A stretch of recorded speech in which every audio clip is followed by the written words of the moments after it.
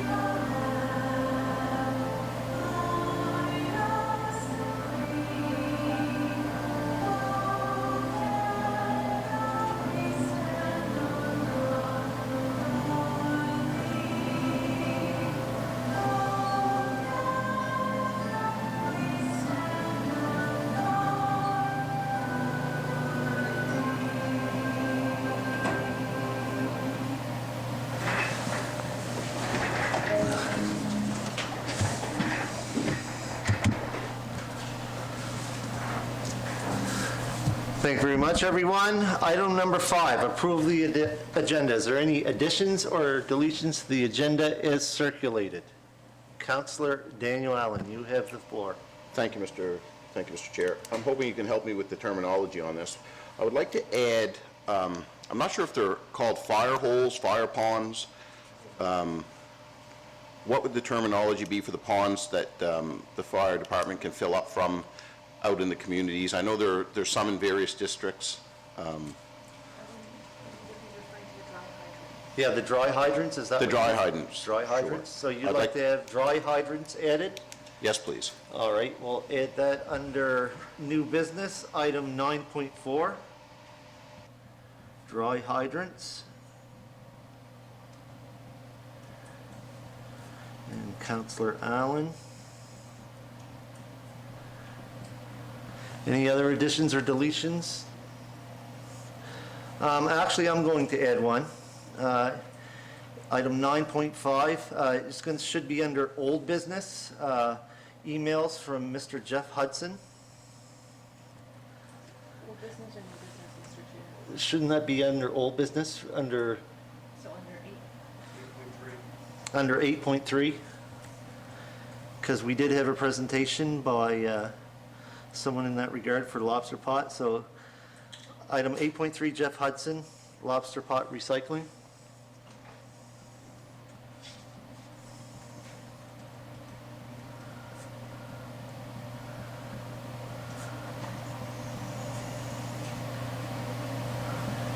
Is there any more additions or deletions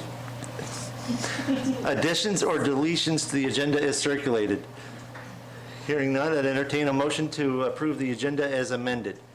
Moved by Councillor Nick Hilton, seconded by Councillor Lauren Cushion. All those in favor signify by saying aye. Aye. Opposed? Motion carried unanimously. Thank you, everyone. I almost said delicious. Okay, if there's any declarations of conflict of interest, please notify me and your name can be recorded in the meeting minutes where you step away from the council floor. Item number 7, approval of the minutes. You all have those minutes in front of you. What is the wishes of council? Councillor Patty Durkee, you have the floor. Thank you, Mr. Chair. I'll make a motion to approve the minutes of February 2nd, 2022, Special Council Committee of the Whole, February 10th, Committee of the Whole, February 14th, Special Committee of the Whole, February 17th, Special Council Meeting, February 23rd, Regular Council Meeting, and February 28th, Special Council Meeting. And boy, we were busy in February. Yes, we were. A motion on the floor. Do I have a seconder? Seconded by Councillor Daniel Allen to approve the minutes as circulated. All those in favor signify by saying aye. Aye. Opposed? Motion carried unanimously. Moving on, item number 8, old business, 8.1, approval of the 2022-2023 business plan. Madam CEO? Thank you, Mr. Chair. So in January, I presented a draft business plan for year 2 of your strategic plan for review. And so just to refresh everybody's memory, under the pillars of economy, people, stewardship, and governance, you had a series of activities or goals over the course of 4 years that you wanted to make improvements on or headway on. And so included in the package in January and again tonight was a reminder of the objectives that you had approved and we've been working on in year 1, the status, objectives proposed for year 2, and then we've added, per council's wishes, we've added a couple of columns. One column would signify which department would lead that initiative or champion that initiative. And then the other column is where we have financial information. We're including that just as a means to remind readers where all the resources are coming from, both human and financial, for the pieces that you're working on. So I will very quickly go through again what the proposed objectives are. So in year 2 around population growth, it's largely keeping on in terms of working with the existing partners in the community who have a specific mandate to work on some of the population pieces. And there are definitely specific leads within the staff team. There's no incremental financial cost. It's kind of part of what we do anyway, so there's no financial indicated there. We want to continue to work with our partners on the MPS LUB revision and move that forward. There is a file that the warden and I are working on with the 10 other municipalities in the Tri-Counties, keeping in close contact with our federal partners around fisheries-related issues, and we do contribute a little bit of money to help offset some costs associated with that, so that's indicated there. Excuse me. Moving on to tourism, culture, and heritage, we have proposed to move forward the fog alarm look-off project at Cape Firshu. That project is going to cost about $293,000. Our share is going to be just south of $100,000. We've leveraged funding from other sources to help offset that cost. Excuse me. We want to continue to look at policy in the MPS on the Dark Skies Initiative, and so that work would already be funded through the contract you've awarded on the review of the MPS and the LUB. There is work around the Heritage Program in terms of a campaign to promote it, and again, we can absorb that in our normal operations. On cell service, it's largely advocacy and mainly political advocacy on the part of council to continue to keep the cell problems in the public narrative and on the radar for the provincial government. We also want to participate with our regional enterprise network where invited in the development of their next strategic plan. They are in that process now. On the internet file, our commitments are solidified by contracts, and now it's just making sure the builds happen. And as stated by Develop Nova Scotia, you know, the target is to have all of the approved work completed by the end of 2023. Moving into the strategic direction of people, again, we're talking about talent supply, and there's real work we can do by providing opportunities to talk about some of the initiatives in the community. For example, the doctor recruitment and navigator, the connector program, and so we just want to make sure we're engaged on that we're sharing information by electronic means and in our newsletter, and continuing to more or less chat up those services. Around accessibility, we have a lot of work to do. So your plan has been approved and is being submitted to the province this week. Excuse me, we know that we have to complete some audits. Provision for the audits is recommended in the operating budget. And we know that we're going to have some remediation to do, and we can expect the remediation to exceed $100,000 in the buildings that are going to get audited. You've also provided for honorariums for citizen reps on your citizen advisory committee who may experience challenges in participating. So we're going to help offset some of those expenses. So there's a provision for that for $2,500. Diversity, equity, and inclusion. we're in the process of creating the foundational pieces council will need to stand up its advisory committee. And we know we're likely to need some training and some consulting support to continue to move that initiative forward. And $50,000 over a year for training and consulting likely isn't out of the way. Placemaking, you have a policy before you this evening to ratify your approach to providing for placemaking inside your community grants program. I have a recommendation there that you consider an annual cap on that of about $20,000. Excuse me. Support for recreation and active living. We've got a lot of work going on around recreation and active living. So there's the Lake Milo plan, which has been accepted by council and has been referred for implementation decisions to your capital investment plan. But we do know that the Class D estimates for the project are in the neighborhood of $5 million. We're talking about the sidewalk projects that are already approved and under contract to construct for a value of about $1.75 million. We're talking about the approval of a ranking tool in your asset management program. I think we will internalize that through, or absorb that through normal operations.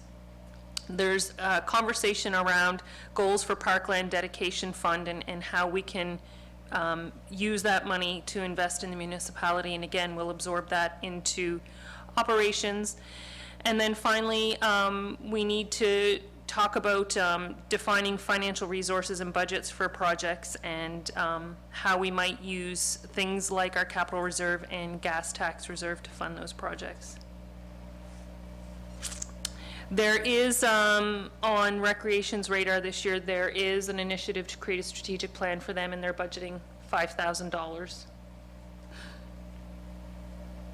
Under stewardship, asset management is our key focus area around that, and council have approved a contribution of $17,500 to leverage federal money from the Federation of Canadian Municipalities to stand up our program, which will include our condition assessments, capturing our data, creating the electronic tools we need to deliver reports for council to inform decision making.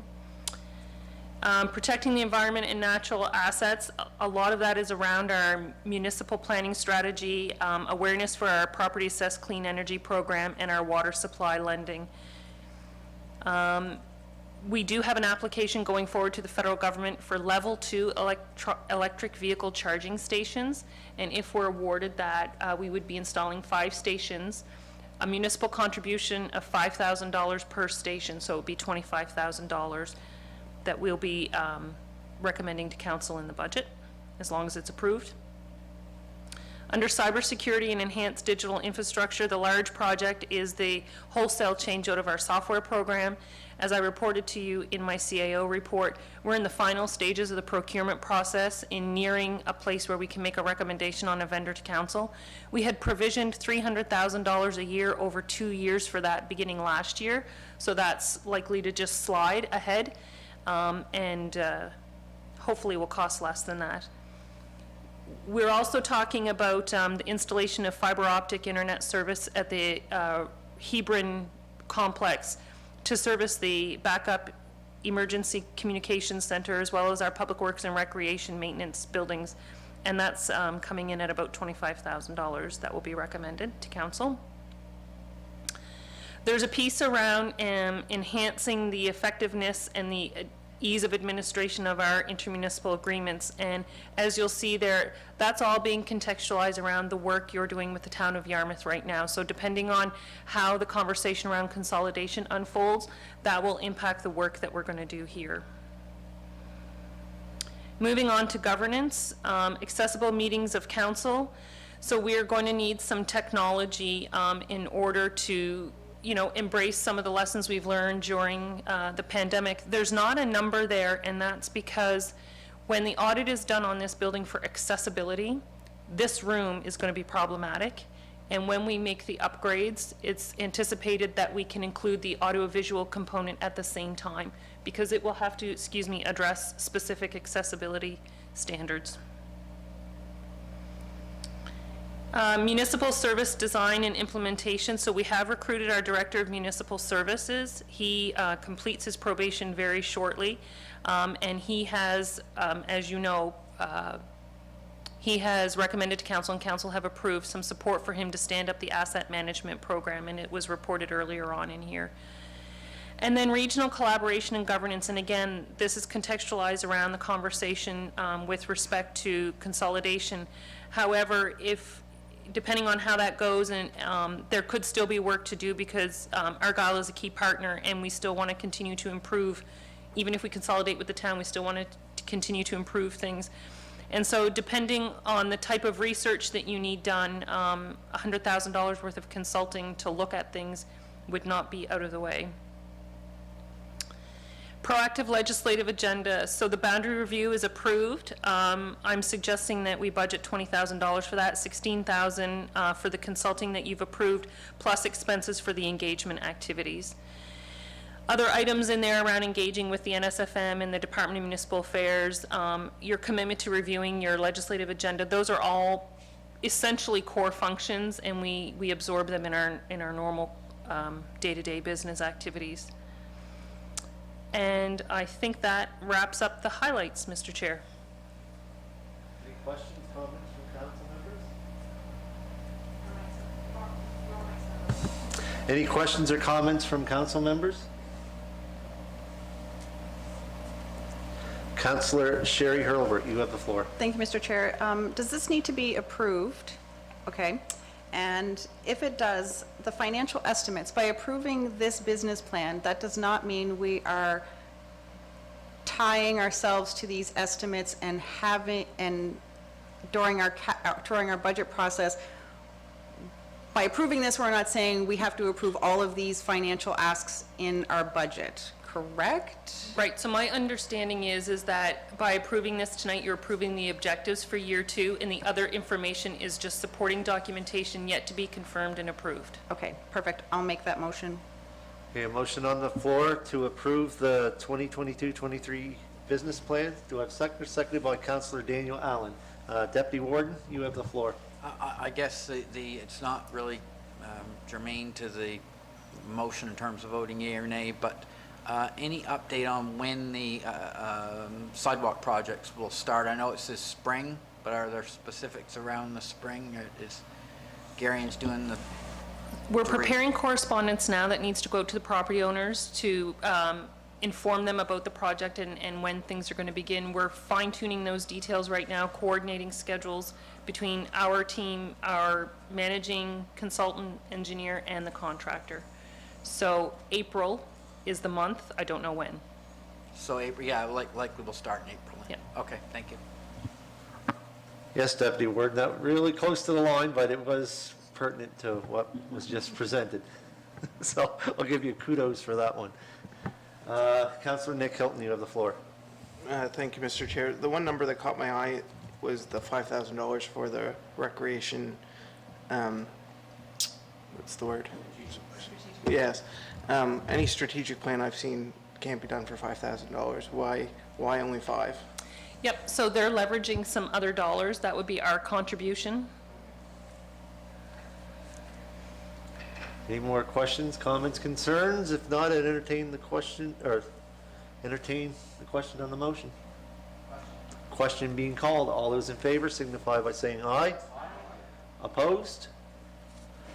Motion carried unanimously. Moving on, item 8.2, draft video conferencing policy V-1064-21. So, Mr. Chair, I just want to bring to council's attention that the state of emergency has lapsed, and so now we have no more legislative authority to hold meetings virtually.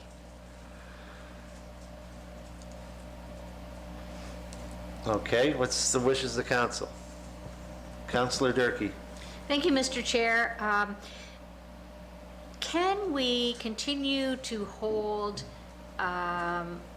meetings involving, give an example, like Western Regional Economic Network meeting? Are we still allowed to have committee meetings, or are we just referring specifically to committee of the whole and regular council meetings?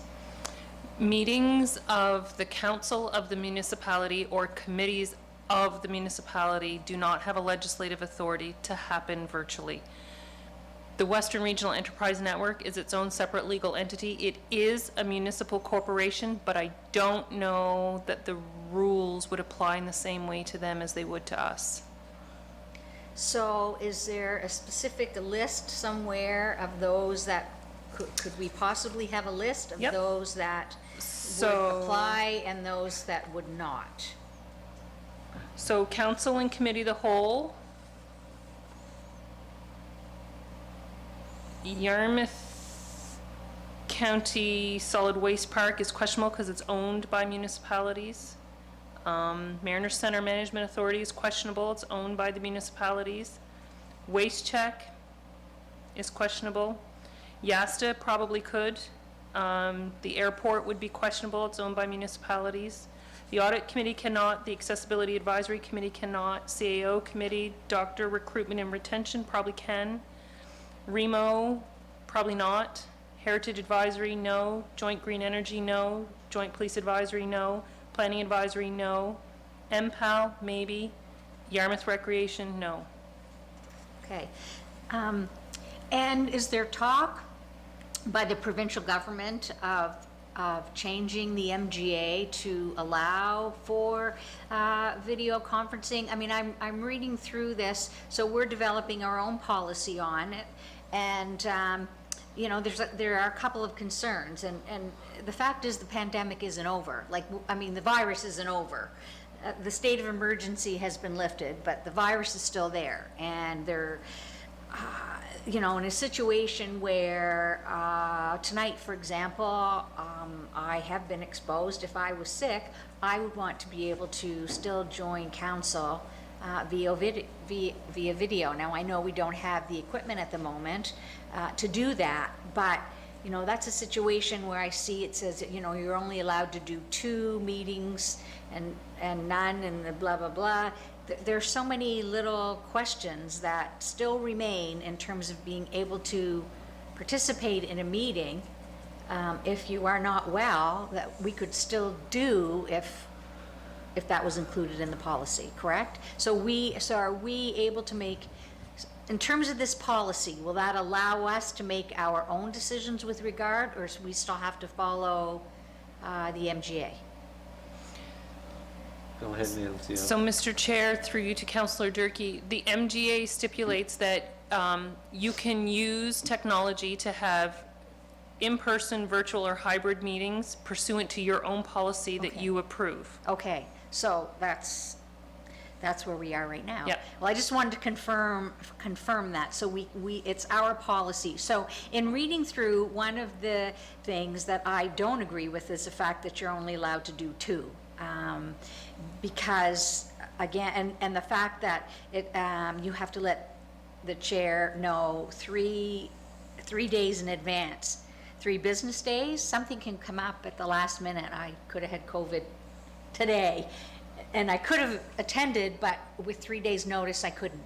So that's one of the concerns that I have about our present draft of our policy.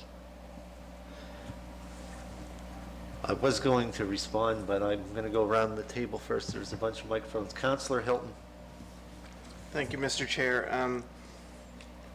So I think, you know, I'm interested to hear from everyone, but we've seen that video and conferencing is an asset to council. It's allowed people to attend from Halifax, and I'm not talking committee of the whole or regular council. If we choose to want to do those completely in person, I'm all in favor of that. But committee meetings and budget meetings and 1-hour lunchtime meetings are more accessible for people that are working to be able to attend those meetings. So I'm all in favor of moving this forward, but like Councillor Durkee said, I would like to admit 4.22 and maybe have a discussion around 4.21 to say it can be 3 business days, but you know, every effort should be given to include members of council within those 3 days as well. Absolutely. One thing I was going to mention earlier, before I give you the floor, Councillor, was maybe this would be a good discussion, maybe we could defer this back to committee of the whole to iron out those issues that are, some are in there, because we weren't all quite aligned when we first talked about it, and it gave us some time to think about it, and yeah, so maybe when the discussion's over, maybe we could defer this to the next committee of the whole, or as soon as possible, so. Councillor Hurlbert. Thank you, Mr. Chair.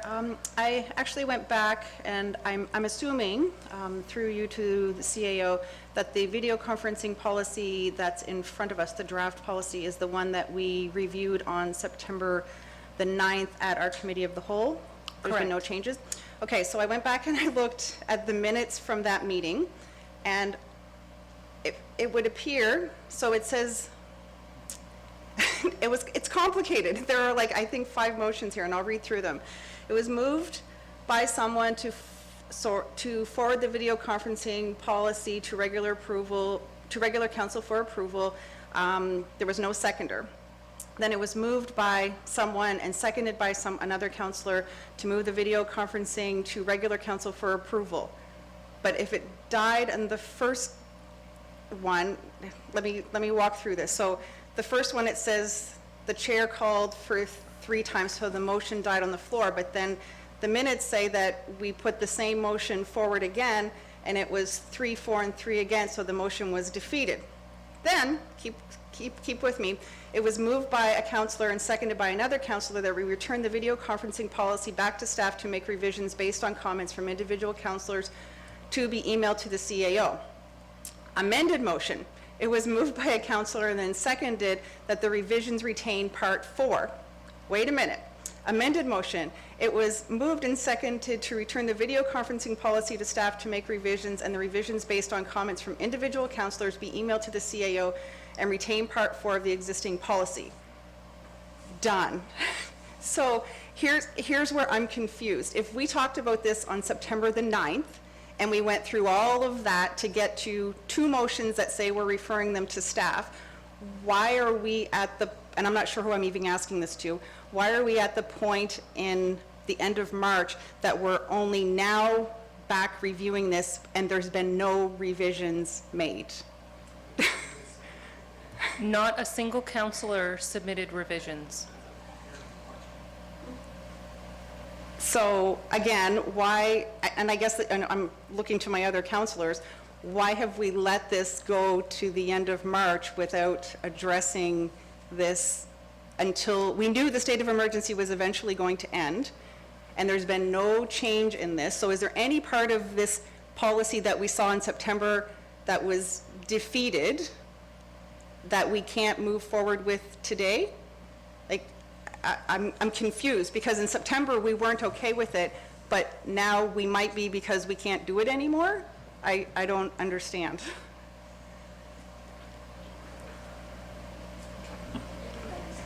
Yeah, I'm trying to remember what motions were made, and I remember that I had opposition to You some of did? the hybrid things. You did? You were against, in these, it was, you were against them in 3 different occasions, and I'm not saying that's good or bad, but you are noted that you were against them.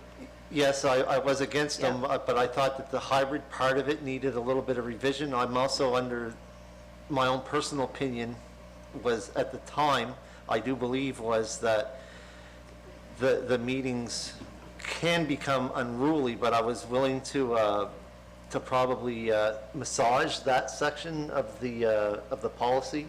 So to Councillor Hilton's point, we've been through this, for a couple of years, and we have seen that hybrid meetings can happen. We've had them, we've had some in-camera sessions, that we've had hybrid things. So again, is there any, so if I were to make the motion that we approve this draft policy, that recommend to council that we approve this policy, I will make that motion again, right now. Yes, I will make the motion that we take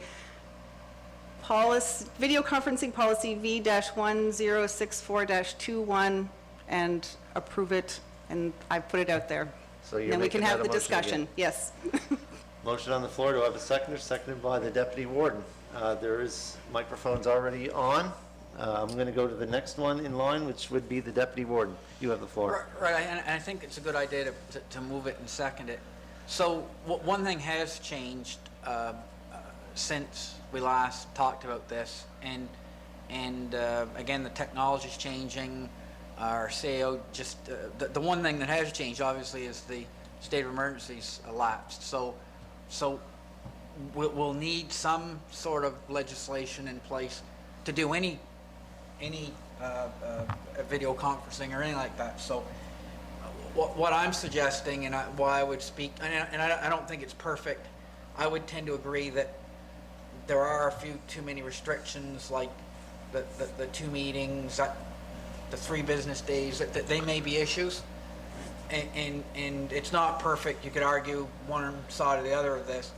But I think what we should do, because that piece has changed, because we can't do anything unless we pass something, right, in the near term, I think we pass it now with the eye to revising it a little bit later on, once we do the accessibility piece with the, and we may want to revisit it more quickly than that. But the good thing about passing it tonight is we've got a tool that we can actually work with, and we'll follow these rules until we come up with something better in terms of the technology and in terms of the policy. So I would agree it might be a little bit restrictive in certain cases, but I think it's a good first try, and it does give us the ability to do something as opposed to nothing at all. So those would be my thoughts.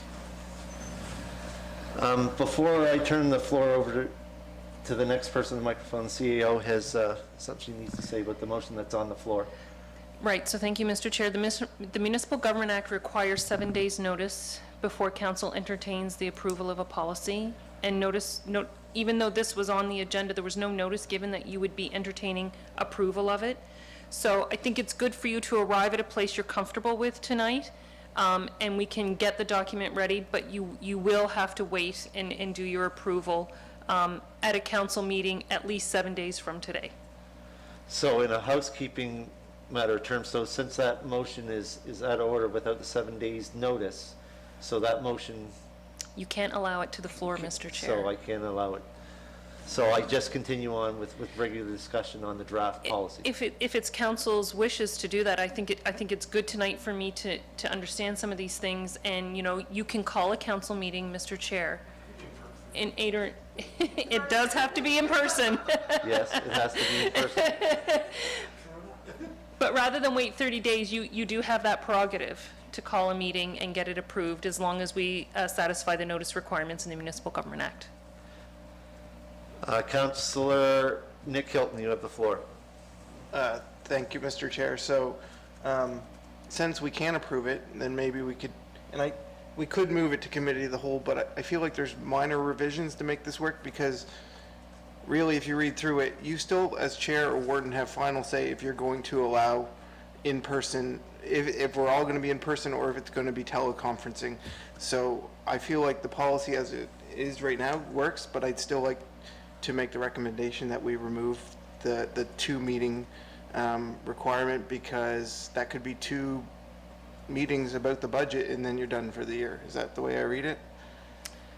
Yep, and I think, that number comes from the model bylaw. I don't know if you all had a chance to look at the model policy, sorry, not bylaw. Yep, so Mr. Chair, through you to Councillor Hilton, that's where that number comes from.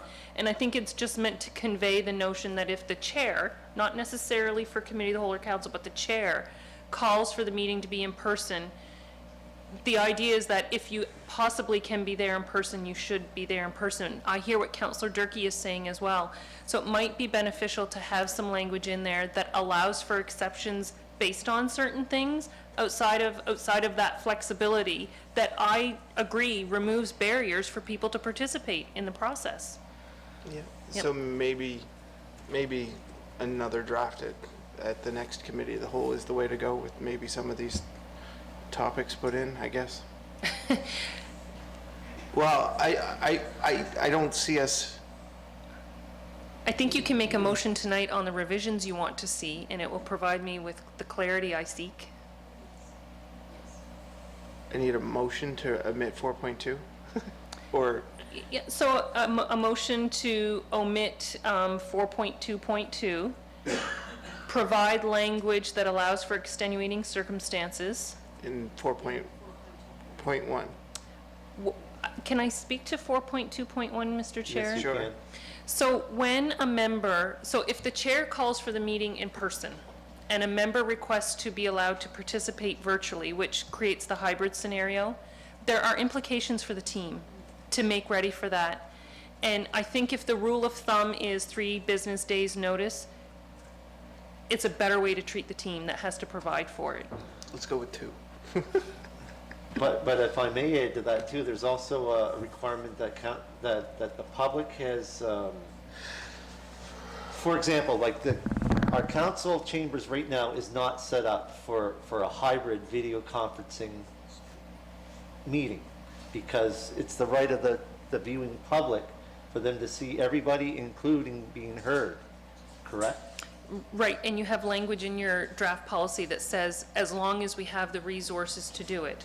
Because if this meeting was held in our meeting room, it could be done, because actually we did do it before.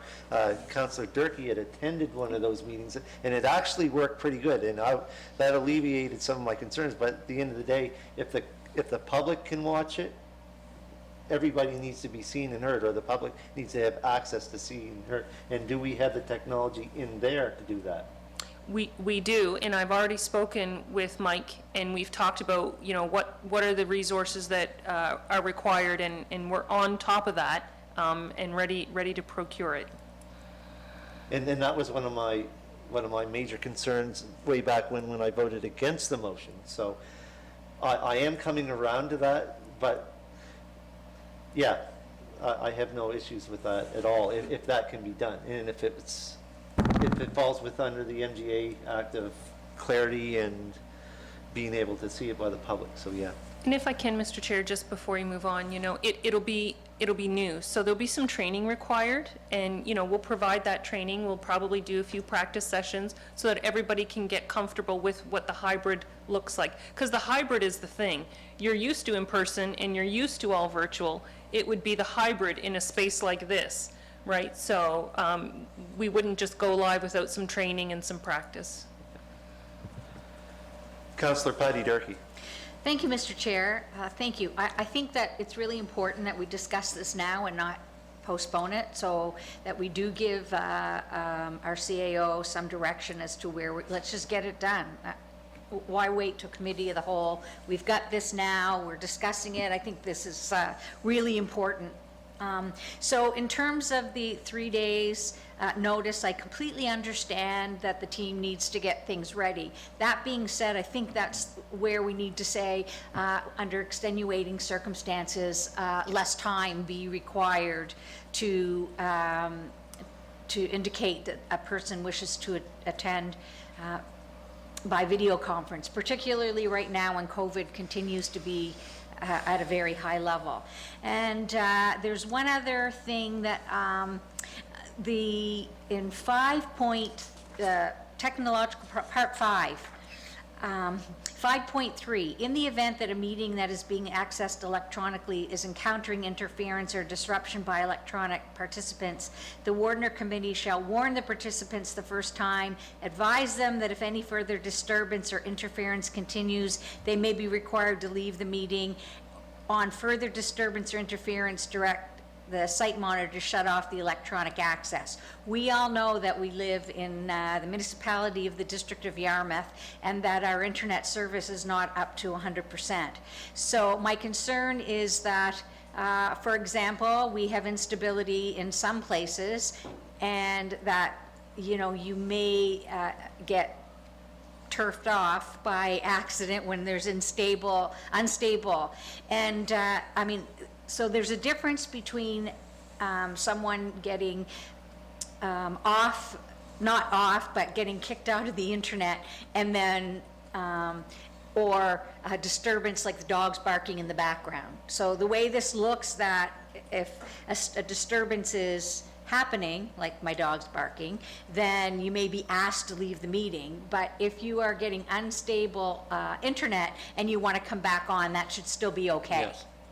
right? But the way that's worded, it appears that if if there's twice or whatever, a disturbance, then you're gonna have to shut off the electronic access. No, the person should be able to come back on. And I mean, I know that it could happen a couple of times, and hopefully that would work, or they could move to a spot that was more stable. But I don't want it just to be looked at in a negative way that, there's kids yelling in the background and have to be kicked off. So if I could speak to that, Mr. Chair, I think my interpretation of this, and certainly my expectation of the application of this by council, would be that it's the means with which to deal with an individual who is participating in a meeting electronically in a way that you wouldn't allow if they were here in person. Okay, so that's a Yep. different perspective? Yep. Based on that, so that would be my concern, that we make sure that if someone was having internet problems, that's still okay to come back on. Yep.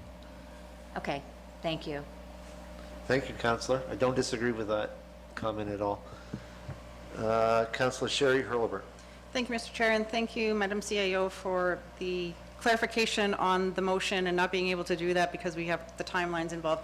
I appreciate that. But I'm just going to speak to Councillor Hilton's to putting this off to the next committee of the whole, and I think I heard the CAO say that we probably shouldn't do that. I'm looking at my calendar, or our calendar, for the month of April, and if we don't approve this until the end of April, that means one or more of us could be missing out on important budget deliberations because we couldn't attend via video conference for whatever reason if it was decided beforehand. So however we can get this through as fast as we can, I would greatly appreciate it. Thank you. Deputy Warden? So I've got a suggestion for the wording. So 4.1 says, except as provided in section 3, members must attend meetings in person or if approved by the warden or committee chair pursuant to section 4.2. So all you can leave that in. One or more members may appear at a meeting by video conference. We can just simply get rid of 4.21 and 4.22, and we can continue on basically by just saying the member has video conference equipment available. The member and the municipality of the District of Yarmouth has video conference equipment available that will enable those two pieces, and we can add in a bit about staff having the time and ability to put the video conference together. The conferencing Are you ability. making that a motion? Yes. All right, so that motion on the floor is seconded by Counselor Nick Hilton. Are you done speaking, Deputy Warden? I am. All right. Counselor Lauren Cushing, you have the floor. Well, certainly had quite a discussion about this video conferencing policy, and some of us are anxious to push it through and make some changes, and so if we push this through and make the changes tonight, and then it comes back and say, oh, well, I really didn't mean that, I meant something else. That's why I think we should have an extra or another meeting on it once the changes that we're suggesting tonight is done. We come back, and then we can agree on the changes. Just to say, oh, let's do the changes and get it done, get it over with so we can get on with it. Well, to me, that's pretty haphazardly sort of thing, right? But I think we should, the changes that have been asked, have no problem having them changed, but I think we should have another meeting to accept the changes that are being questioned tonight. And it's great to have this idea of the video conferencing policy. And also, we probably should have some type of dollar figure too, so that we'll know what it's roughly going to cost to do this. So that's my opinion.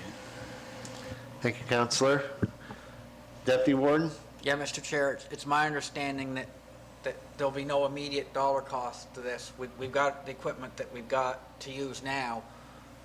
The limitation will be, will we be able to do it here. Yeah. So given what I've suggested with the changes to the policy, I mean, it may be that somebody wants to attend virtually, but it's not possible because not an option. So this would allow that to happen as we do the accessibility, more frequently as we do the accessibility upgrade and the technology upgrade all at once over the course, probably later on in the year, or maybe even into the next budget year. So for those reasons, I think that we can pass this tonight because I think that satisfies a lot of what the concerns from folks were. So do we have a seconder for this? Yeah, there was a There seconder, was. but you got to remember, it's not passing the motion, it's giving staff direction to make changes to the policy. In the 7 day. Yeah, and the 7 day, It can't happen until at least 7 days in the future. correct. Next time we get together. Pardon me? Yeah, absolutely.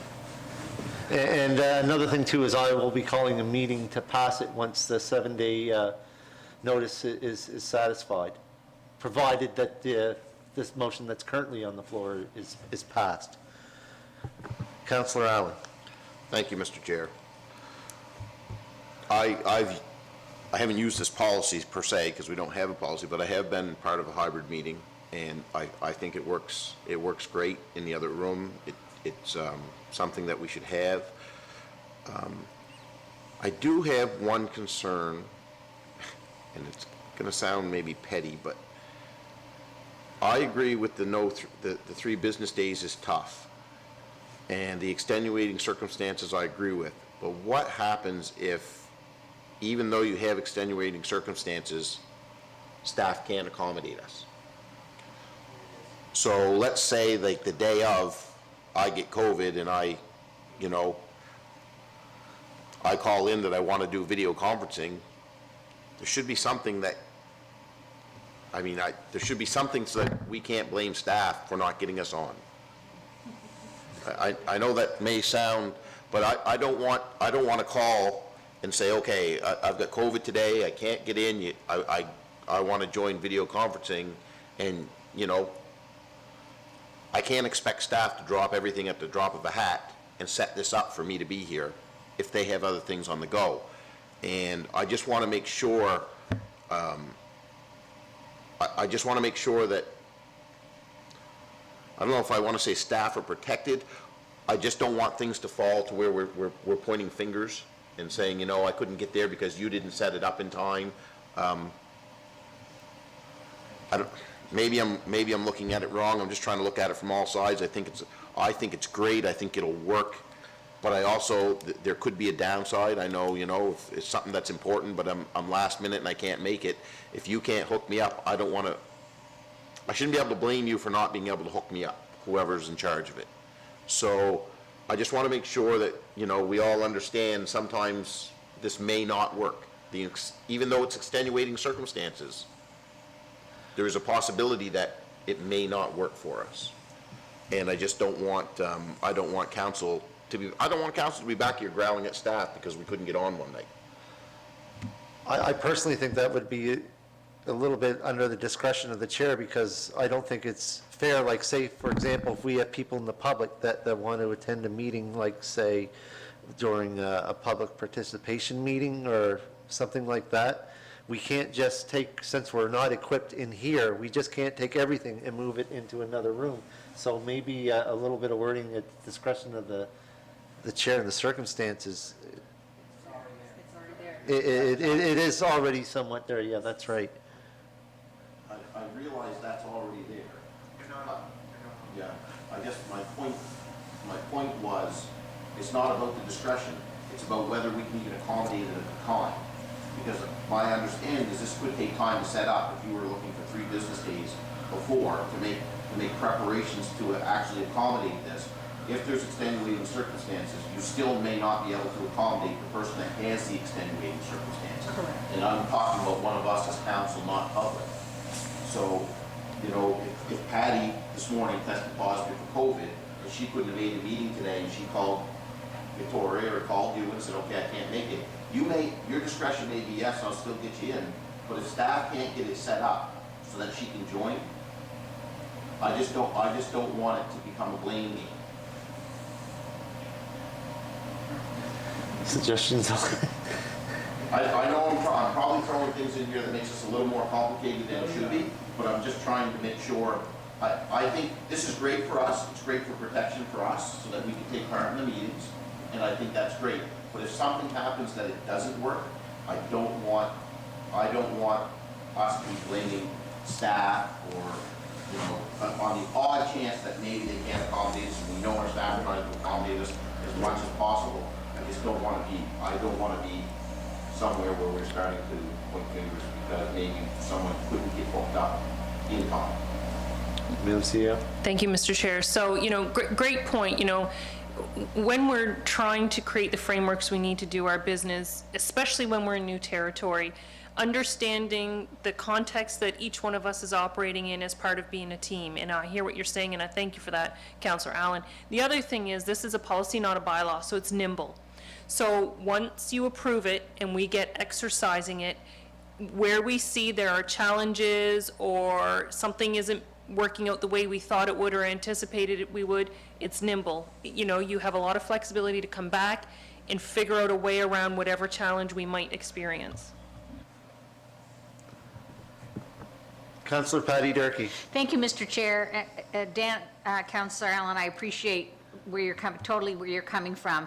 I think we all have to be prepared at some point that there are always technological difficulties, and we all have to be understanding, and I think we would under the circumstances. I also feel that once it's set up, we don't have anything in here now. Once it's set up and everybody knows how to do it, then it's, you know, it's a flip of a switch at some point. But until such time that it is set up, that we have to be understanding. That being said, if there are extenuating circumstances and it's really important for that person to be in attendance to that meeting, we can always switch and do it if convenient, and if it's not a public meeting. For example, our budget meetings are usually held in the Councillors' Lounge anyway, and so that would be quite easy to go ahead and do that. So anyway, that's my thought.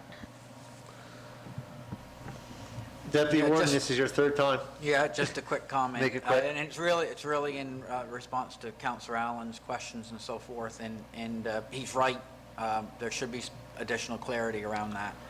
And I think that the fact that it does talk about the warden granting the permission is good, and wiping out 421, 422 is good.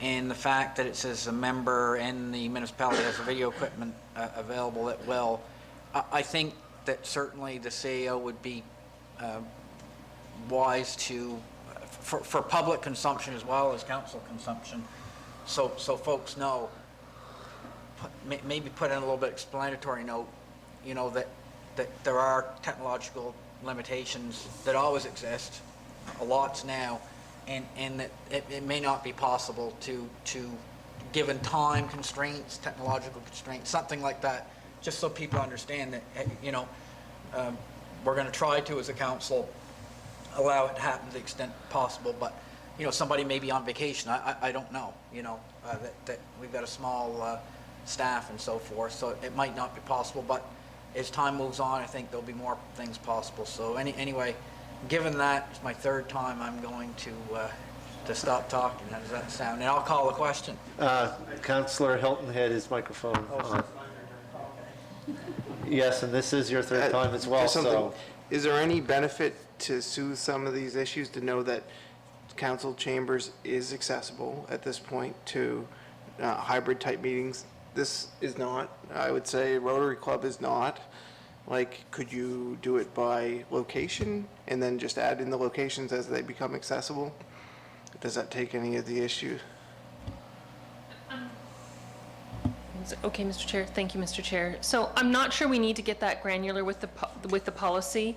You know, I feel like we work really well between staff, team, and council, and we do what we have to do to get it done, to allow as much participation as possible, and I can't imagine that our culture would change. Yeah, I can't agree more. I know that if the meeting is in this room, I cannot ask for a hybrid meeting. If I know the meeting is in council chambers, I probably can. So, like, there is some understanding that comes along with this, and I think it's a great policy the way it is and a good starting point. So whenever we meet in person again, 7 days from now, to Councillor Herbert's point, maybe we could call a quick meeting at that point. Maybe before the budget meeting, and then I can tune in from Inuvik. Yeah, so if the motion for the amendments are approved tonight, tomorrow we can issue the call for the meeting and the notice on the policy. Yeah, if, I could speak to a motion as well, and I just wanted to add, provided this motion is passed tonight, I will call a council meeting to get that confirmed after the 7 days. So, the question has been called. All those in favor signify by saying aye. Aye. Opposed? Motion carried unanimously. Thank you very much, council.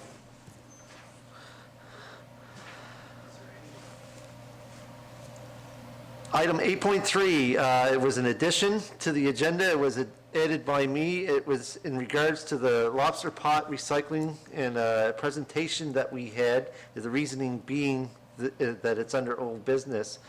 We had a presentation by Sonia Smith back in February in regards to lobster pot recycling. I received an email, and I do believe the rest of you did get it as well, in regards to some concerns that Mr. Hudson had. And since the municipality district of Yarmouth had deferred this, and I believe the town of Yarmouth did as well, to the waste park, correct me, yeah, I do believe that it was sent to the waste park for deliberation and recommendations. I do believe that this email should be sent as well to the waste park.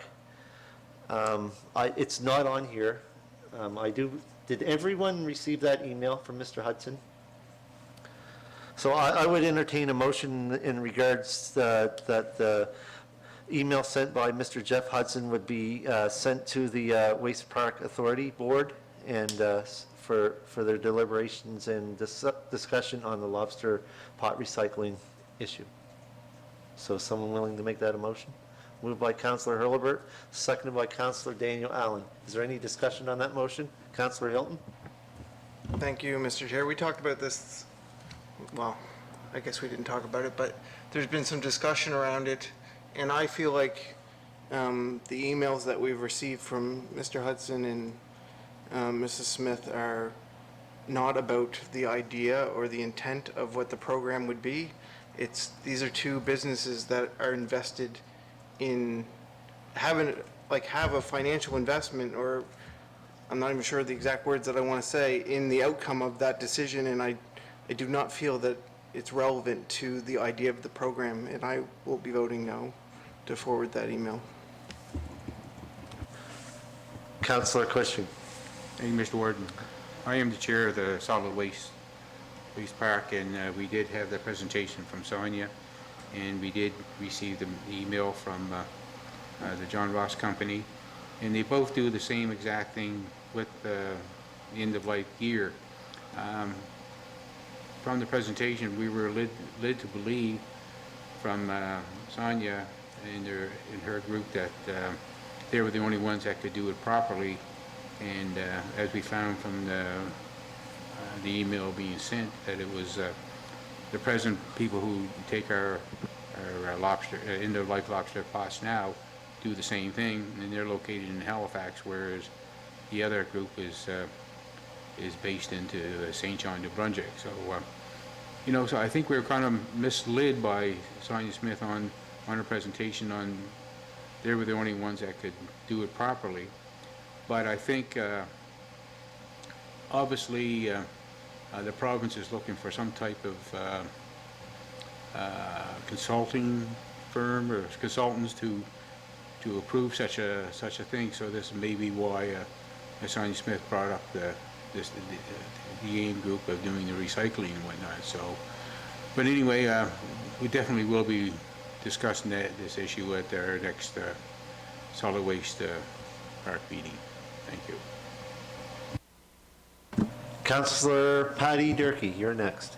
Thank you, Mr. Chair. What concerns me is there seems to be some conflict between the two proponents, and that I feel that they should do whatever they have to do to work that out.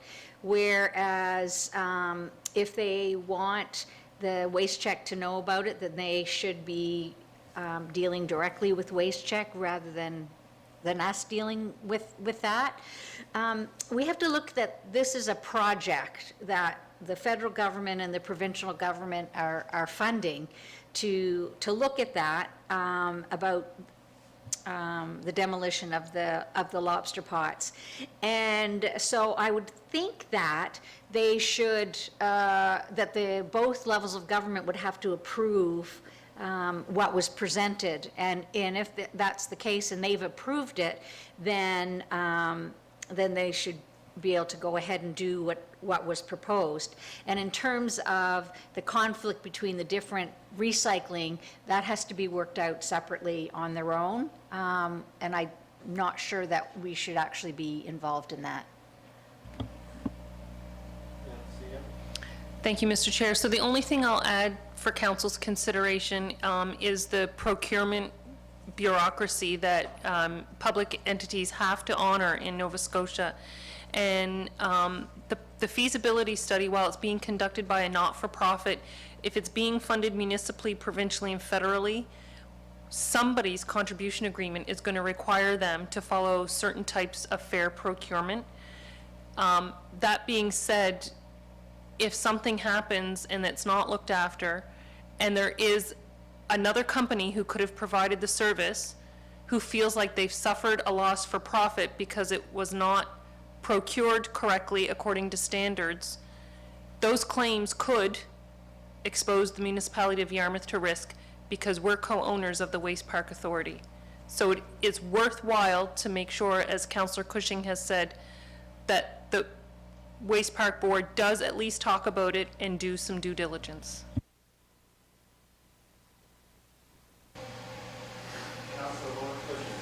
Thank you, Mr. Chair. And just to correct you, Councillor Derry, not Waste Check, it's the Solid Waste Park. Number one.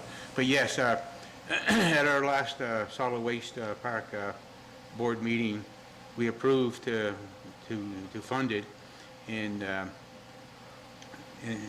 to, shoot, what the word I'm looking for, representing the three owners of the Solid Waste Park. So it is very important that we make sure we all have clarity at our board that the monies that we are going to spend from the Solid Waste Park, that all three municipalities have contributed to, that we are going down the right path and make sure that we get all the information properly.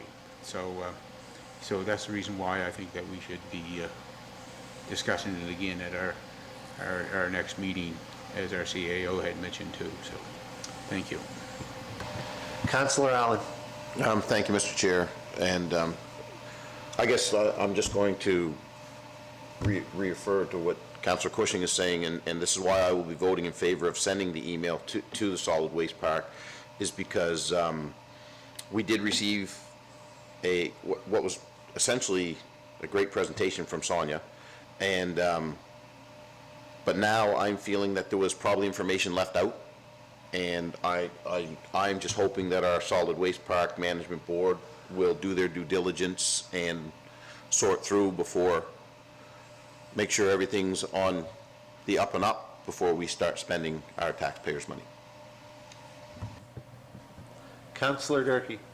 Thank you, Mr. Chair, and thank you, Councillor Cushing, for correcting my boo-boo. What I might suggest is that possibly a letter goes to the Solid Waste Park to confirm that the procurement program has been followed by the project group. I think that's probably one of the most important things, so that as our CAO has mentioned, we don't want to be liable for that. And if not, then that be raised. Anyway, I'd make that motion, or There's just- already a motion on the floor. Right, but it's just a suggestion. So let me just, I think what I need confirmation of is are we forwarding the letters that we had received, or just that, or are we sending a specific letter outlining our thoughts?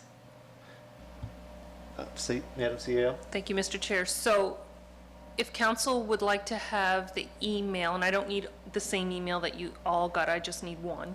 If the request is to forward it to the management board for this waste park, I would contextualize it around, there could be procurement issues here.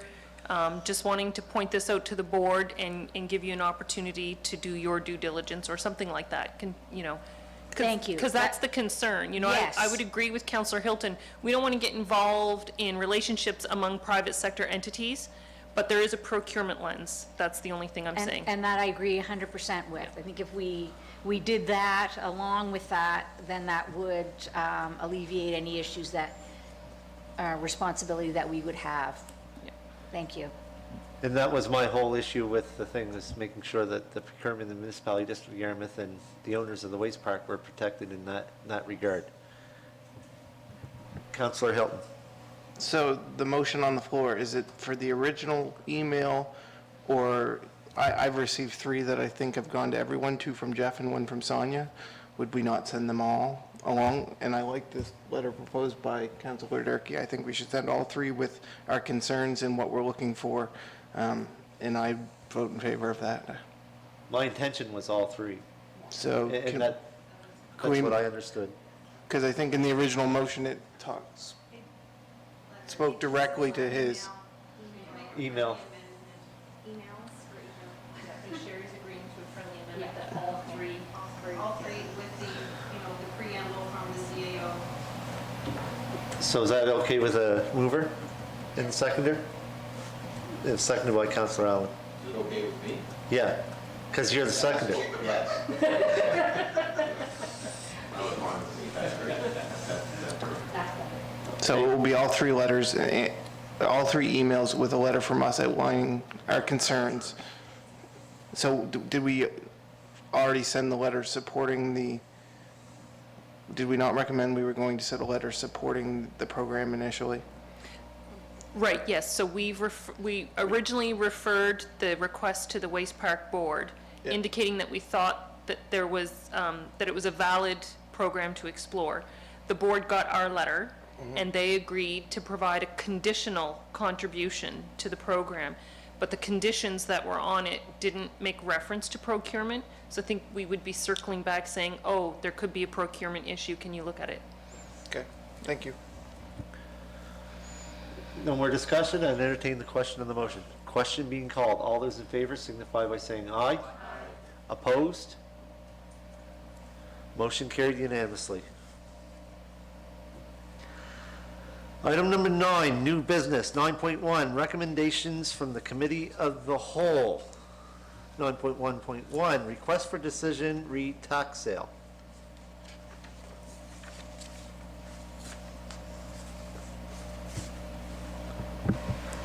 Councillor Hurlbert, you have the floor. Thank you, Mr. Chair. I would like to make a motion that the municipality of the District of Yarmouth approve the opening bid at the tax sale on AAN 1205048 for a minimum opening bid of $3,813.61 and AAN 8480559 for an opening minimum bid of $8,126.88.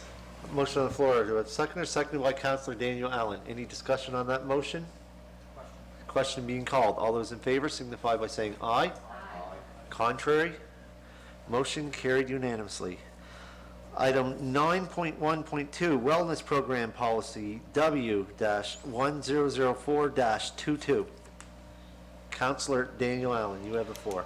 I make a motion that we approve the wellness program policy W-1004-22. Now, I have 2 different numbers. Yeah, I think there's a typo in the recommendation, but the policy is labeled correctly. On the top of the... Yep. Okay, so You I'll got make the a number right. that's my motion. Motion on the floor, seconded by Councillor Sherry Hurlbert. Any discussion on that motion? Question being called on the motion. All those in favor signify by saying aye. Aye. Opposed? Motion carried unanimously. Item 9.1.4, grants policy G-068-09, placemaking. I missed fees?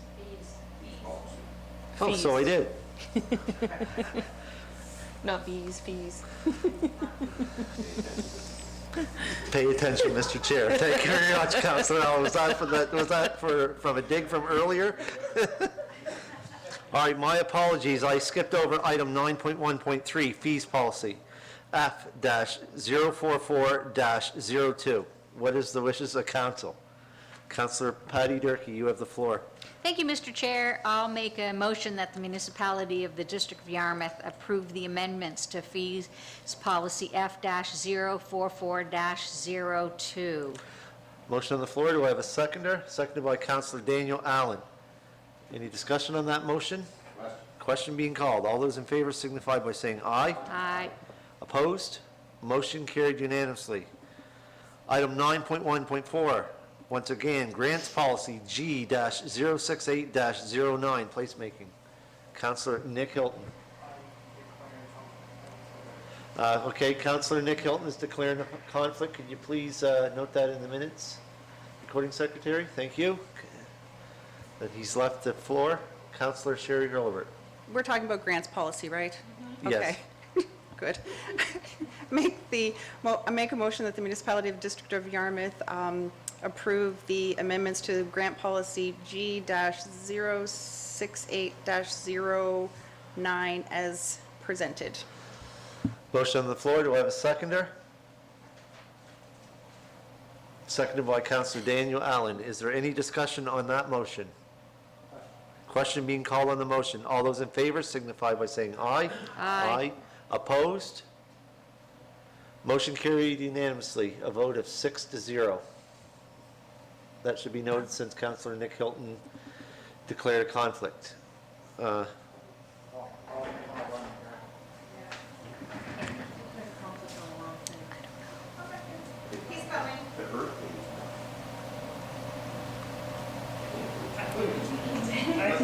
that's okay. That's all right, you can leave it.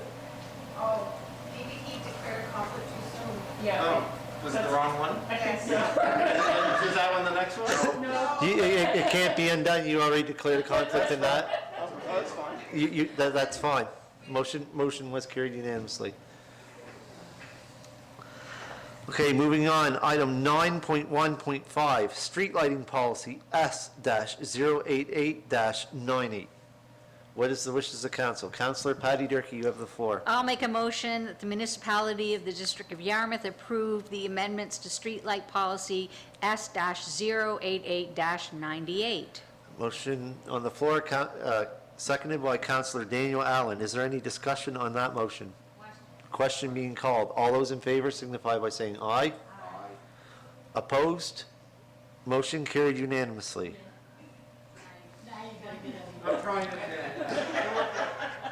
All right, Councilor Nick Hilton is also declaring a conflict on item 9.1.7, briefing note.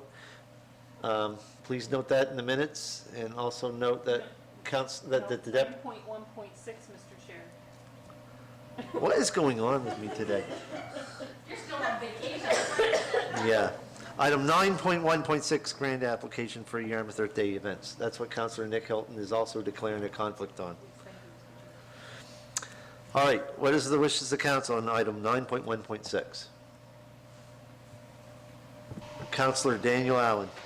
Yes, I make a motion that the municipality of the District of Yarmouth approve the funding in the amount of $2,500 to the Yarmouth Earth Day weekend celebration from the 2021-22 contingency fund. A motion on the floor. Do I have a seconder? Seconded by Councilor Patty Durkee. Is there any discussion on that motion? Question being called. All those in favor signify by saying aye. Aye. Opposed? Motion carried unanimously, 6-0.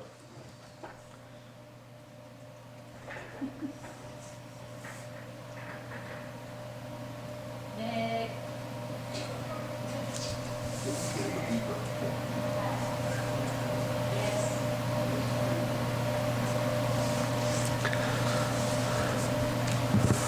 He just wanted to go get cake. If you can't have fun while you're working, why not have any at all, right? Item 9.1.7, briefing note, 3 Johns Cove Beach. What is the wishes of council? Councilor Lauren Cushing, you have the floor. Okay, I'd like to make a motion that we send a letter to the province of Nova Scotia, copying MLA Zach Churchill, outlining the safety concerns and partnership on resolving the ongoing issues at Johns Cove Beach. Motion on the floor. Do I have a seconder? Seconded by the Deputy Warden Trevor Cunningham. Is there any discussion on that motion? Question being called. All those in favor signify by saying aye. Aye. Opposed? Motion carried unanimously. Item 9.1.8, increasing NSFM membership dues. Councilor Sherry Hurlbert, you have the floor. Thank you, Mr. Chair. I make the motion that the municipality of the District of Yarmouth send a letter to NSFM, which stands for the Nova Scotia Federation of Municipalities, requesting clarity on the increase in dues. A motion on the floor. Do I have a seconder? Seconded by Councilor Patty Durkee. Any discussion on that motion? Question being called. All those in favor signify by saying aye. Aye. Opposed? Motion carried unanimously. Item 9.2, recommendations from the Planning Advisory Committee. 9.2.1, first reading for rezoning on Highway 1 Hebron. And the planners here?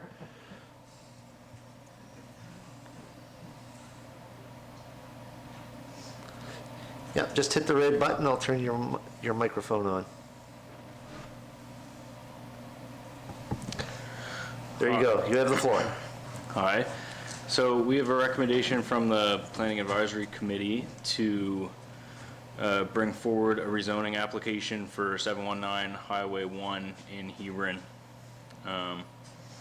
So the rezoning application is to rezone 719 Highway 1 in Hebron, otherwise known as PID 9015-9062, from commercial restricted to commercial residential, in order to enable the creation of 2 new residential properties. The property owners intend to demolish the cottages at the bottom of the lot, and then subdivide the lot to allow the build of a new residential property down by the lake, and them to sell the existing house at the front of the lot. That area is currently zoned commercial restricted because the existing property was rental cottages.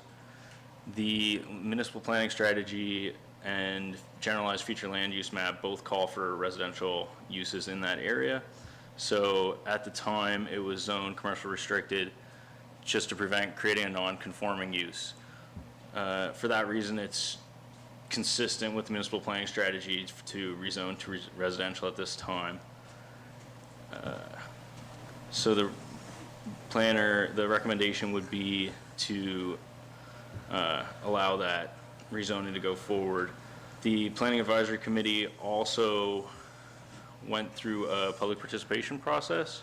This included a newspaper ad, a post on the municipality's Facebook page, a public meeting that was held March 17th, and a few posts on the public participation page of Modi's website, as well as a public feedback form that could be submitted digitally.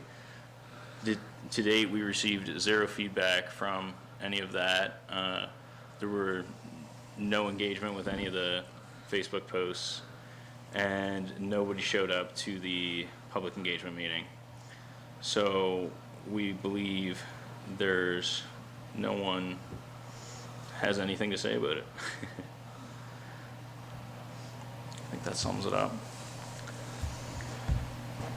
Deputy Warden Trevor Cunningham. So I'll move that the municipality district of Yarmouth pass the first reading to amend the land use bylaw to rezone PID 901-59062 for commercial restricted to residential general, and move on to a public hearing at council. Motion on the floor, do I have a seconder? Seconded by Councillor Patty Durkee is the first one I see. Is there any discussion on the motion on the floor? Question being called. All those in favor signify by saying aye. Aye.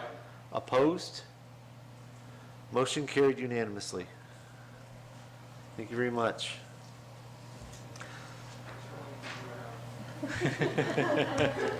Hope you learned a lot there.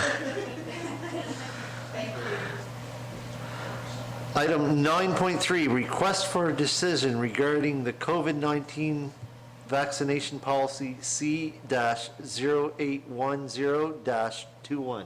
Madam CEO. Thank you, Mr. Chair. Section 3.12 of your vaccine policy indicates that it's intended to be temporary. It's intended to follow the patterns of public health in the province of Nova Scotia. It does not automatically trigger a repeal by council with the expiration of the state of emergency. So I seek direction from council on what you would like to do with this policy. What is the wishes of council? Do you wish for it to remain in effect? Do you wish to repeal it? Do you wish to extend the date? Councillor Hilton. Thank you, Mr. Chair. And although I do believe that there is an end to this policy, I just feel that we've just came out of the state of emergency, and I'm not sure, unless there's something I'm missing legally, does this need to, So I'll read some language to you and share a couple of thoughts. So the policy is considered temporary, though fully in force, until such time it is repealed by council. The policy is subject to revision or amendment in accordance with the evolving nature of the COVID-19 pandemic. This policy shall remain in effect for only as long as it's required as to ensure the health and safety of members of council, committee appointees, and employees. Epidemiology and advice from public health shall inform any recommendations to repeal this policy. In any case, this policy shall be reviewed every 3 months while in effect to ensure compliance with public health orders. So it's due for review anyway, and the province of Nova Scotia has removed all requirements for vaccine with the exception of certain high-risk workplaces. You still have the floor, Councillor Hilton. Deputy Warden. So I will move that the municipality district of Yarmouth repeal the COVID-19 vaccination policy C-081021, given the lifting of the state of emergency. If I could, Mr. Chair, suggest that the motion probably needs to be tweaked slightly because there's no 7 days notice on this. So the motion might be that we serve 7 days notice for the repeal.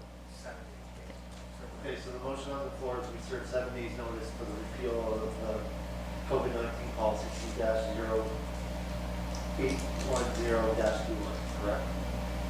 Correct. All right, motion on the floor, on the seconded by Councillor Daniel Allen. Discussion, Councillor Hurlbert. Thank you, Mr. Chair. Your microphone's not on. Just so the public can make sure we hear you. Because this is my first time being involved in the repeal of a policy, through you to the CAO, just for clarification, so when a policy is repealed, what does that mean? Does it stay? I'm thinking, does it stay and we can go back to it? It's completely done. If we need it again, how do we get it back? So if it's repealed, it remains listed in your register of policies, but it's coded repealed, so nobody can access the language. And we do that so that we avoid confusion. It remains on your books. If things change, and they can change, it's a document that's available to you. You only need 7 days to bring it back into force. Okay, thank you very much. Thank you very much. Any more discussion on the motion? Question being called. All those in favor signify by saying aye. Aye. Opposed? Motion carried unanimously. Thank you. This is just a housekeeping item. Since we also have another motion on the books to to give the 7 days for policy, can we do them both at the same time? It's council's prerogative. I don't feel that this one is as time-sensitive as the other one, so it's entirely council's prerogative on whether or not they want them both on the same agenda. I would imagine, rather than calling two separate meetings. Because it shouldn't take long on either one of them. All right, moving on. Item 9.4, there was addition asked to be added here in regards to dry hydrants by Councillor Daniel Allen. You have the floor. Thank you, Mr. Chair.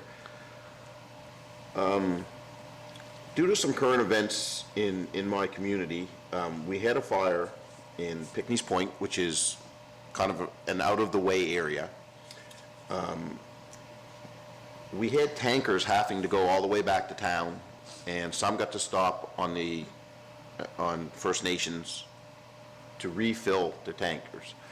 And tonight on my way home from Pickney's Point, I noticed that there used to be two, I guess they're dry hydrants, like ponds, Yep. that used to be in place to service such activity, I guess. So if there's a fire in Pickney's Point, they can access it, fill the tanker there. They don't have to run, all the way to town. And I'm just trying to, I don't know how to go about this. I don't know if I need to make a motion to have staff look into where our dry hydrants are, who is supposed to service them. Like, is there someone that services them? Does the fire department take care of it? Does our public works department take care of them if they're in the municipality? I'm not sure. This was something that was brought up a couple of years ago as well, and we never got anywhere with it. So I don't know much about it. I'm not going to lie.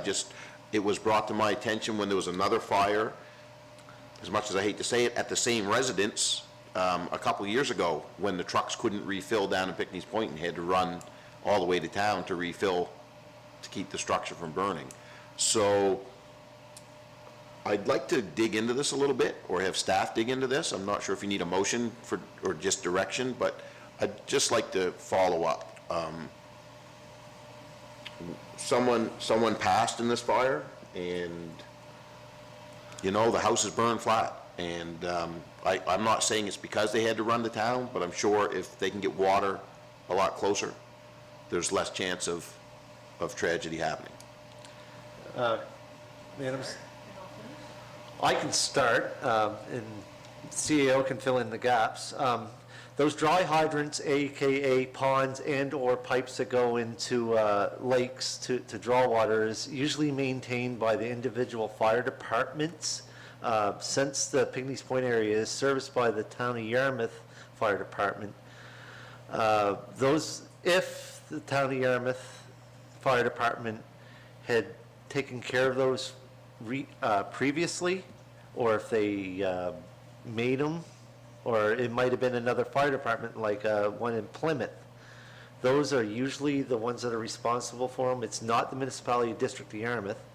I can specifically speak to the Carlton Fire Department. We have two dry hydrants, one in Forest Glen and the other one right by the Carlton Fire Hall, since we don't have pressurized water like a typical hydrant system that you'd see that's pressurized by a water authority.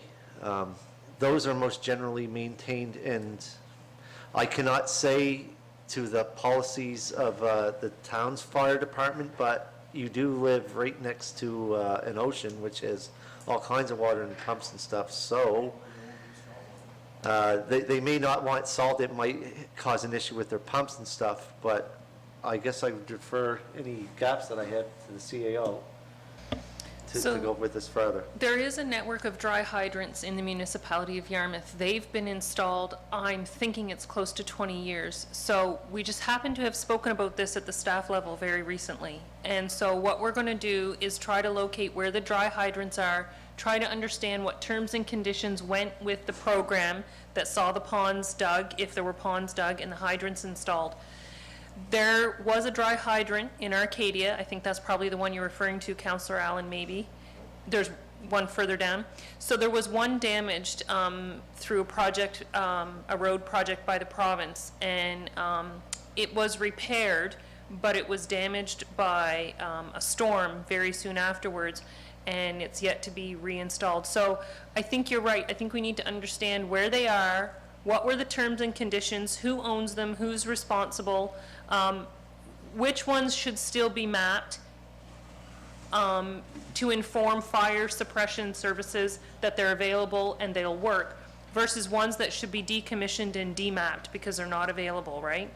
So we're already looking into it, and I'm happy to bring what we find to council as soon as we get it all gathered up. There was also years and years ago, and this is talking back in the 80s and 90s, about liability of the ponds, because there used to be one in Sand Beach, if I remember correctly, that was actually filled in right by my uncle's house. Is there not one in Chabot by the church? I believe there's still. Yeah, there is, but I know where the ones Councillor Allen was talking about, because I used to live down in that community. So, Yeah, we'll pull together some information. What's the source for the hydrant? Is it a natural freshwater source? Is it a man-made freshwater source? Is it a saltwater source? We'll pull together as much as we can gather and bring it back to council. there's also the issue of whether the department would be equipped to suck water from a pond. Some departments are not equipped to hook their trucks to a dry hydrant to be able to suck it. Sometimes you have to put down portable pumps. It all depends on the situation and circumstances, but I can't specifically speak to that one because I was not there. Councillor Cushing. Well, that's an interesting topic that Councillor Allen brought up. There is one on Chicago Point Road, but I think I'm probably the only one that knows exactly where it is because it all grew up over the years. It's never been looked after or anything like, you know. There used to be two, and one was filled in and a house put right alongside of it, but the other one is on Chicago Point Road, and it's all grown up and whatnot. That's been years ago, that was, so I don't know if that's something you gotta look into, but everyone needs to know where it is. I know where it is. Okay. Councillor Allen. Okay, thank you, Mr. Chair, and I appreciate the information, and I'm really glad to hear that. I just, I guess my main concern is, this is work that we need to do, because our taxpayers pay a fair share of taxes for fire prevention, and we have some areas that are a ways out and don't have a fire, like Kemp and Carlton have a fire department. Pickney's Point, Frog Point, we're a ways away from a fire department. And I'm just, you know, when you have trucks going by from 3 o'clock till 6 o'clock, running from Pickney's Point to Yarmouth, which is, I mean, if you've ever driven it, it's not a short drive, to get water, I think that's a little too far. So whether they have the equipment to suck or not is something we should know, because maybe if they don't have that equipment, they should equip themselves. Or, you know, that's what I'm after, I guess. Councillor Nick Hilton. Thank you, Mr. Chair. So firstly, my condolences to your community and that family. I guess I'd be real, is there a role, or through the chair to the CAO, for REMO in this, to pull some of that information together to make this a project for them? No, REMO is about a coordinated response to a declared emergency. So this is on us to do some initial legwork. There's Yeah. no planning involved in the work that they do? Because to me, knowing where to get water is part of the planning. Right, so they would be collecting some data to inform a plan. By and large, they work with the fire departments, and the fire departments say, here's what we can do for you, and we just rely on that information. So I don't know if dry hydrants would be at that level for REMO. They would look to each of the fire departments to say, what can you do in case of an emergency? Yeah. Knowing, I guess, just the time, you know, the time delay on where a fire was and how long it would take to get water there would be valuable information. So as part of And not all departments have their own operating policies and procedures, right? So some departments will, especially if human life is involved, they will pump salt water and flush their systems afterwards. Other departments have a policy that they won't do that. Gear is expensive, so there's a lot to it, it's complex. And we don't own the fire departments, Yeah, so. okay, thank you. There's also issues with, like the CAO had said, with the equipment with salt water. Our equipment is older and it has cast iron pipes which rust very quickly. Other departments may have stainless steel which would not rust, and plastic tanks. So it all depends on how the department's equipped. So Councilor Allen, are you happy with that? Yeah, I don't need to make a motion, we're already on it, so, yeah, I'm happy. Thank you for bringing that to our attention. Moving on, item number 10, correspondence. There's none for action. For information, you have one piece there from the Minister John Lohr.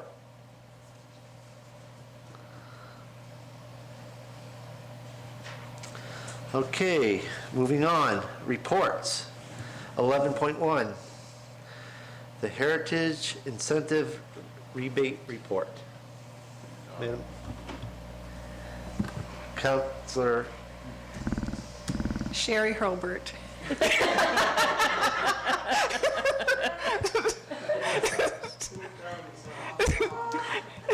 I think the sun has melted my brain. You have the floor, Councilor I think Hurlbert. I'm envious that my brain hasn't been melted by some sun too, so I'll give you that. So I just want to thank our Heritage Coordinator, Kimberly Rowley, for submitting this report on our Heritage Incentive Program. As we know, and our public, should be aware that this was something that we implemented just this year.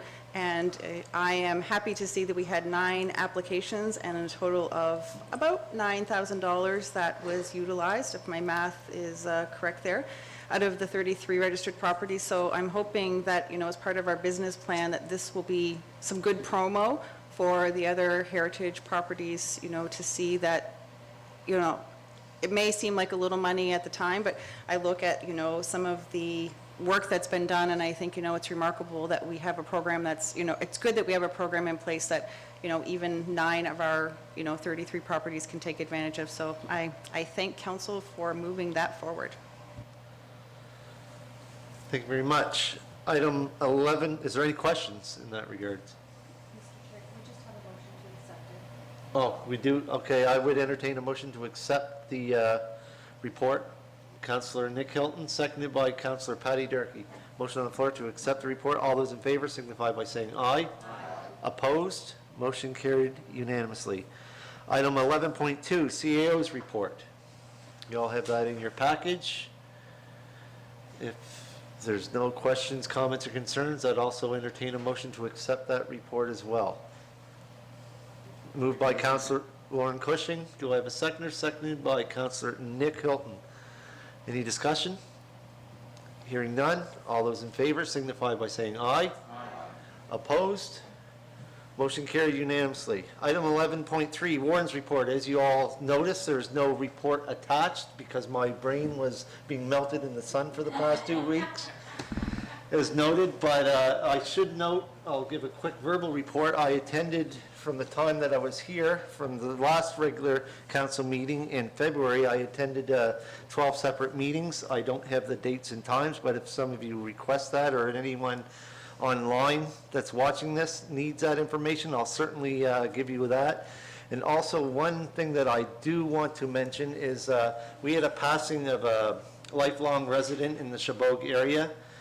His name was Mr. Hugh Grimshaw, and the reason why I bring him up is because for years and years, he donated the Christmas tree that we used out in front of the municipality. And I'd like to express council's and the residents' condolences to the family for the passing of Mr. Hugh Grimshaw. He will be greatly missed, and I remember him as a kid growing up. It's a hard thing for the community, but also like to thank the family for his generous donation to the residents of the municipality of District of Yarmouth of those Christmas trees over as long as I've been on council, over the past 13 years at least, and I know it's been longer than that, so that's my report. Moving on, item 11.4, legal entities. Is there any verbal reports under legal entities? Councillor Patty Durkee, I believe you're the first one. Yes, you have the floor. Thank you, Mr. Chair. I'd like to report on Yarmouth and Acadian Shores Tourism Association. Well, as we all know, our ferry's returning, and we have some really exciting events happening in Yarmouth County. And so I just want to mention a few things from the most recent meeting. That there were 2 travel shows, one in New York and one in Boston, which were well attended, and lots of people showed interest in coming to Nova Scotia. They said very few, interestingly enough, they said very few people asked about their restrictions. They wanted to know about Bay Ferries and how do you get here and where to stay and etc., and all was very positive. The wonderful thing is that this is a partnership with Bay Ferries in the actual booth, and most of the travel's covered by Bay Ferries. The provincial government has come out with some funding programs, grant programs, and of course, Neil is absolutely wonderful at jumping on the bandwagon, applying for as much of that money as possible for many programs, as well as the digital marketing program.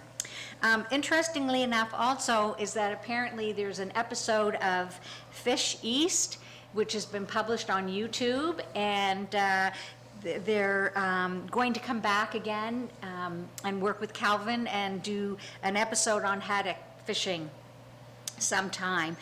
We have the TMAC conference, and that's the Travel Members Association of Canada, and so far 92 people have traveled. So when you think about the influencers that come from other areas and that YASTA brings, it could be 10 a year, and this time we have 92 people coming from across Canada. So I think we need to be thinking about making sure we're all tidied up and everything's neat and flowers are in place, and we're looking really good, and this is going to happen in June.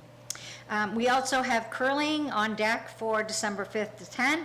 We have an Acadian Day happening August 15th at the Dennis Point Wharf, and apparently that's turning out to be a very large event with a big broadcast, and federal and provincial funding have been acquired for that program. Let's see. We received money from ACOA and from CCH and Tourism for the actual travel media show. And then Congaree Mondial 2024, one of our staff is going to a festival in Louisiana to promote that, and it's expected that's going to be huge. There's a Cruise Canada Symposium in Portland, and apparently Greg is going to be attending as our port representative on that project, which is great because that's where they're talking to cruises and trying to get more cruise business coming into Yarmouth. Lots of images and videos from the latest winter marketing campaign for content from influencers. Keep an eye out on that on Facebook and Twitter and Instagram. And Tourism Week is the last week of May. And the question is, what can we do? And I think fortunately, we have the Earth Day cleanup in April, which I think will be very beneficial. And there's talk about, what can we do, like clean up is one thing, and maybe looking at us having some local musicians and buskers around the community to provide some entertainment for people coming. And we're hoping for a great season in tourism, because it certainly contributes to our economic recovery, and we know that our hotels and residential, Airbnbs, everybody, restaurants, businesses have all suffered in the past 2 years. So let's hope for a big turnaround this year. Thank you. Thank you very much. It should be noted too that the Bay Ferry starts on May 19th. Yeah, May 19th and conclude October the 10th. Thank you very much for that report. Councillor Lauren Cushing, you have the floor. Thank you, Mr. Warden. First of all, before I start, Councillor Durkee, it seems like there's a lot of things that are going to be happening, and which is very, very positive, and we certainly look forward to it.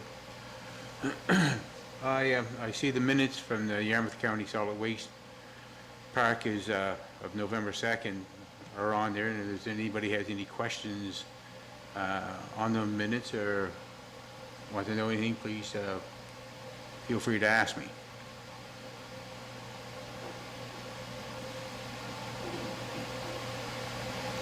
No questions? Thank you. Okay, yeah, I'd like to just give a quick verbal report for the Yarmouth Area Industrial Commission. So some of the things that are going on, just to make council and the public aware, we've been talking over the last number of months about a port transition, a divestiture to a board that will be responsible for the ports essentially. And so there are documents associated with that, and if folks want to see those, certainly they can be made available for council. There's a mural application through Danielle Mahood, and the Yarmouth Area Industrial Commission will partner with her, provided a grant application successful, and it's potentially a really great thing for the waterfront. It's just off of the Tri-County Regional Center for Education. You're looking at the ocean there. It's on the building at the very far end of the parking lot. The Coast Guard building. Thank you. Yeah. So that's a great thing.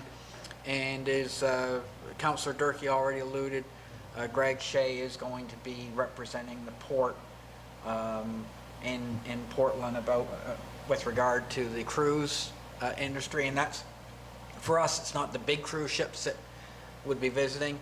We've had a number of the smaller cruise ships, some of them more off in the harbor and have tenders come in. Others do come into our wharf system and have passengers disembark there. But there is some talk about, you know, some infrastructure to allow them to shelter temporarily and those types of things. So certainly the port is looking at that. The port, of course, is part of the Yarmouth Area Industrial Commission. There's ongoing conversations about the medical clinics and what we'll do with those moving forward. They do run a deficit, so certain things, the port runs a surplus, the medical clinics run a deficit, so we're looking at those and talking about those on an ongoing basis. So that's my report there. I will move on also to the Planning Advisory Committee, and most obviously of what goes on at the Planning Advisory Committee moves forward to council. So all the business that's transacted there does eventually come to council. But we did have a meeting last night actually, and you know, we're looking at many things, but I just did want to mention to council that we are entertaining a presentation for the DFO Marine Protected Areas Act, and that's a piece of federal legislation that will have an impact potentially for planning purposes on the Chabot Point area. Longer term, it's not going to be enacted, my understanding, until at least 2023. But we thought we'd be proactive and have a gentleman from BIO, Bedford Institute of Technology, come down and do a presentation to us, to the PAC, and again, if and when that happens, council will hear more about it, and we'll certainly, you know, convey the time and place to council for their potential attendance. So those are my comments. Thank you very much, Deputy Warden. Councillor Lauren Cushing. Thank you, Mr. Warden. I'd just like to expand on Councillor Trevor Cunningham's comments on the Yarmouth Area Industrial Commission and the PAC. First of all, the Yarmouth Area Industrial Commission. Our staff member, Greg Shea, has done an excellent job for the committee in setting up a strategic plan for the wharves, and identifying the repairs that need to be done there, and some minor repairs that are being done on an annually basis. In the work that being, excuse me, the work that's being done is to develop